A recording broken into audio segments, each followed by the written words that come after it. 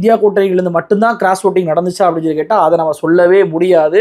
ஏன்னா மிக மிக முக்கியமானது 15 ஓட்டு செல்லாத ஓட்டா மாறி இருக்கு. அதுல தான் நம்ம ரொம்ப ரொம்ப கவனிக்க வேண்டிய ஒரு விஷயம். ஜான் பிரிட்டஸ் இது ஒரு விஷயத்துல தெளிவா சொல்றாரு. நம்ம கேரளாவுடைய கம்யூனிஸ்ட் கட்சியுடைய எம்பியா இருக்கக்கூடிய ஜான் பிரிட்டஸ் என்ன சொல்றாருன்னா, இங்க எம்பிக்களுக்கு 2 நாள் பயிற்சி வகுப்பு நடத்தணும், எப்படி ஓட்டு போடணும் அப்படின்னு சொல்லிட்டு மார்க் போலே நடத்தணும்.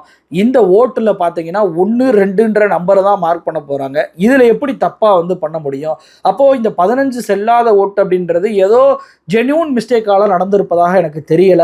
ஏதோ ஒரு சதி செயல் நடந்திருக்கு அப்படின்னு சொல்லிட்டு அவரும் சொல்வதை பார்க்க முடியுது. இந்த 15 செல்லாத ஓட்டு தாங்க நமக்கு மிகப்பெரிய ஒரு இடிக்கிற நிலைமைக்கு வருது. ஏன்னா பிஜேபி மிரட்டுது அப்படின்னா அப்படியே தூக்கி மாற்றி போட்டுற மாட்டாங்க. சில பேர் என்ன பண்ணுவாங்கன்னா, வேணும்னா நாங்கள் செல்லாத ஓட்டு போடலாம் அப்படின்னு சொல்லிட்டு ஒரு முடிவுக்கு வருவதற்கான வாய்ப்பு இருக்குது. அப்படி செல்லாத ஓட்டு எப்படி கால்குலேட் பண்ணுறாங்க, இவங்க எப்படி செல்லாத ஓட்டா அந்த பேலட் பேப்பரில் போட்டுருக்குறாங்க அப்படின்ற தகவல் நமக்கு கிடைச்சிருக்கு.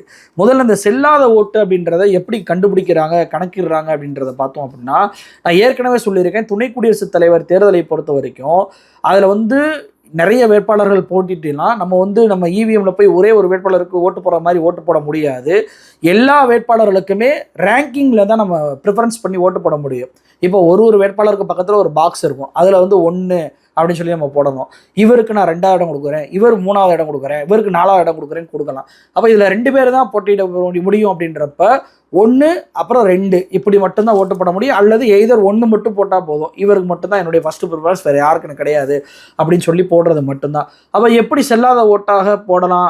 1ன்ற நம்பர் போடாமே விட்டுட்டாங்கன்னு வச்சுக்கோங்களேன், அது செல்லாத ஓட்டாக மாறிடும். 2 மட்டும் போட்டாங்கன்னா நீ யாருக்கு ஃபர்ஸ்ட் ப்ரிஃபரன்ஸ் கொடுக்குற அப்படின்றது இல்லாமல் போகும்போது அது செல்லாத ஓட்டாக மாற்றிடுவாங்க. 1க்கும் மேற்பட்டவருக்கு 1ன்னு போட்டோம்னா அதுவும் செல்லாது.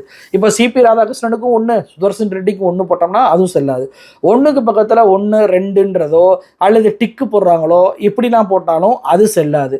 இன்னொன்று 1 அப்படின்னு சொல்லிட்டு நியூமெரிக்கலாக போடாமல் ONE அப்படின்னு சொல்லி 1ன்னு போட்டோம் அப்படின்னா அதுவும் செல்லாதுன்றாங்க. இன்னொன்று போஸ்டலில் நம்ம எம்பிக்கள் ஓட்டு போடலாம். அதாவது ஜெயிலில் சில எம்பிக்கள் இருப்பாங்க, அப்படி ஒரு எம்பி ஓட்டு போட்டிருக்கிறாரு. அந்த எம்பி செல்ஃப் டிக்ளரேஷன் ஃபார்மில் ஜெயிலருடைய அட்டஸ்டட் வாங்காமல் கையெழுத்து போட்டிருந்தாருனாலும் அந்த ஓட்டு செல்லாது அப்படின்ற ஒரு முடிவுக்கு வர்றாங்க. ஸோ இப்படி தான் செல்லாத ஓட்டு அப்படின்றது கணக்கிடப்படுதுங்க.